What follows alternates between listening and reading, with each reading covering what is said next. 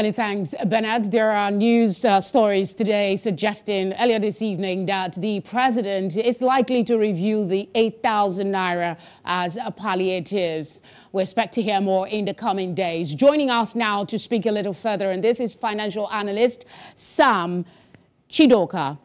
Thank you very much for giving us your time. The rise in prices was predicted. Analysts have said it would get worse before it gets better. But did you expect this frequency and rate of increase? Well, thanks for having me. For me, it's not about frequency of increase. Like you rightly said, once you remove fuel subsidy, what you do is that you've left the price of petroleum, premium motor spirit to market forces. And everything that is left to market forces has to be determined by the forces of demand and supply. So what you have seen is that there has been an uptick in the price of the exchange price. Let's start with that. We've seen some sort of depreciation of the naira to the dollar in recent time. And because the people importing the petroleum products are getting dollar from the same market, then they will have to price in that. So when you were getting dollar from CBN at say 500, the price of the finished product will be different. Today you're getting from the market, the I&E window at 700 plus. You are definitely going to price that in. So that's one thing that has happened. Second thing that has happened is that the price of crude has ticked up a little bit from about $78, $77, $78 to slightly over $80 now. You've got to price that in because you are also pricing based on replacement cost. And that's what happens when you have a deregulated market, a market that is driven by forces of demand and supply, and where there are no subsidies. The question is, what are we doing with the savings from subsidy? Indeed, what are we doing with the savings? Nobody has heard a lot from that direction. There is another question that people are asking. Independent oil marketers are saying that the price changes by the NNPCL typically indicates a rise in the pump price of petrol, given that they remain the primary petrol importers in Nigeria. Yet, earlier we played a video of Mele Kyari attributing the rise in prices to market forces. Help us understand this. Will the NNPCL continue to determine prices indefinitely? I do not expect that to happen. So what has happened is that, remember, before now, they used to be the major importer. The whole importation of petroleum products had been locked up around the whole ecosystem of NNPC, right? Now that you have sort of deregulated the market, what's going to happen is that you're going to have more importers, especially those who are already on the downstream sector of the economy. So as of now, you have no option as a retailer than to sell at the price in which the major importer has sold to you. But when we have diversified cases of importation, where there are loads of other people importing, then people are going to sell at their own price. Because remember, where you get your product will also determine there's a cost of freight. So the freight is not the same with every country, right? If you're getting refined product from Europe or you're getting from Asia, it's not the same price.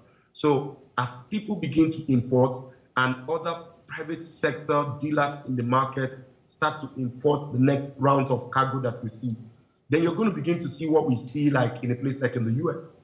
When you drive down the road, you see a filling station selling at X price, and you see another filling station selling at X plus.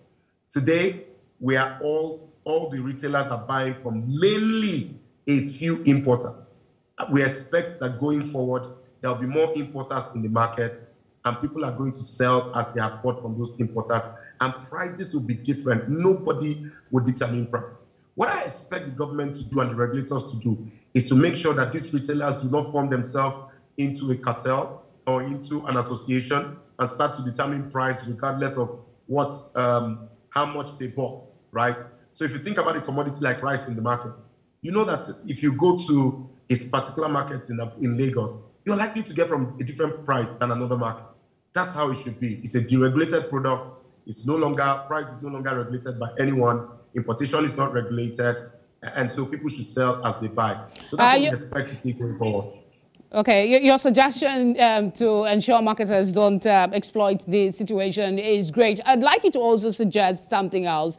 You said earlier that the pump price of petrol is determined dependent rather on the exchange rate of the dollar. What would you recommend as measures to keep the rate as low as possible? Nigerians are not smiling. Well, there isn't so much government can do to keep the rates low. What government can do is to find other ways of making life easier for Nigerians. So there are a few things that can be done to ensure that people... So one of the things that has been greatly affected... Okay, so track back a bit. First, I'm in total support of the deregulation and removal of subsidy. Subsidy payment is not sustainable. In 2023, World Bank estimates that we'll spend 6 trillion naira subsidizing fuel alone, petroleum alone, so refined petrol alone. That doesn't work. So I'm in support of removing the subsidy. Now that you've removed the subsidy, what are other things you can do to alleviate and ameliorate the effect of increased price of petroleum on Nigerians? Number one, we can look for alternative sources of funding, intra and intercity transportation. What do I mean by that? Today, most buses either run on diesel or run on petrol, PMS. We can switch that. We can use CNG, compressed natural gas, which is cheaper, which is more eco-friendly, and we have it available. We can invest in that from your savings. Number two, you can also look at the Pension Act. The Pension Act insists that a certain amount will be deducted from the payee and from the employer as well to form your pension. Why can't we reduce that amount for some time so that people get more money into their pocket? Number three, because the price, you're no longer subsidizing, the FAC allocation to states is increased, so states are getting more money. Why can we look at payee? Payee is personal income tax that goes to states. Can we look at that and see whether we need to tweak that and reduce it a bit so that people get more money into their pockets? Okay. I think that some of these things will help to serve us better than trying to share money to people we don't know where they are. We certainly have more questions, but time is not our friend. So I'll just say thank you very much, Mr. Sam Chidoka, for giving us your time and sharing your expertise. Thanks again. My pleasure. My pleasure. Moving on.